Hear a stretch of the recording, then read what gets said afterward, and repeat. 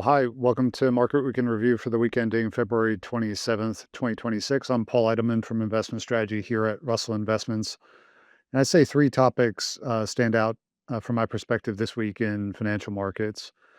First, we're now on the back end of the U.S. earnings season for the fourth quarter of 2025.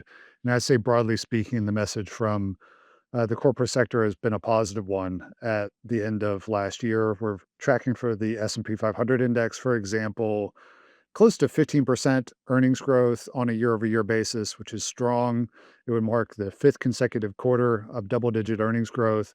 And I think in particular, we're seeing positive management guidance looking ahead into the first quarter of 2026, uh, sort of the best tone from that perspective since 2021. So strong earnings fundamentals behind the market.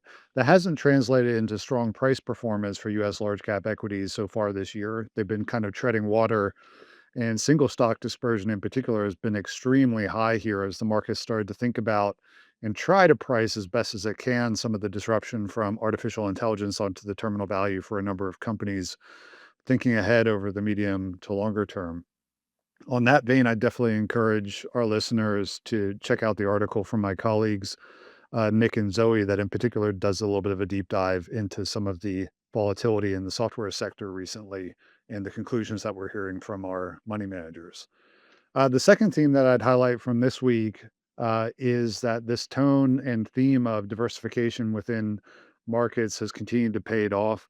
We're seeing an outperformance from non-US equities and even small cap equities within the United States market this year. So leadership appears to be broadening out, which is one of the themes from our global market outlook for 2026.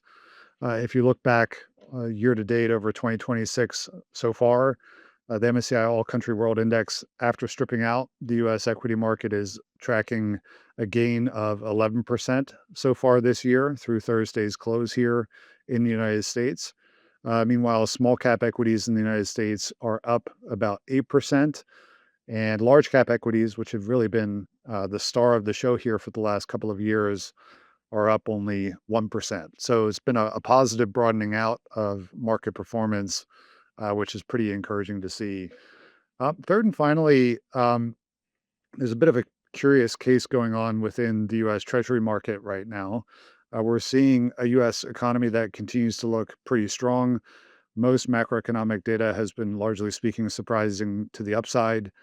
If anything, the labor market, which had been a concern of the Federal Reserve and was part of why they cut interest rates late in 2025, appears to have stabilized recently. And yet, over the last month, U.S. Treasury yields have declined a little more than 20 basis points and have shown a bull flattening of the Treasury yield curve.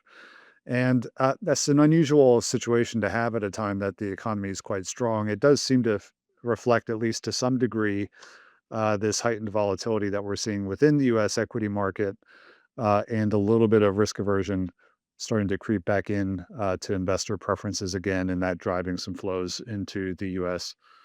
Treasury market. So I think those are the themes this week: strong earnings, diversification paying off, and a moderate decline in Treasury yields this week, continuing a trend that we've seen over the last month.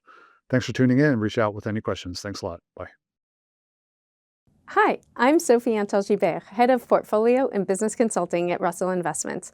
If you liked what you just saw and heard, consider subscribing to our YouTube channel or check us out on LinkedIn. Thanks for tuning in.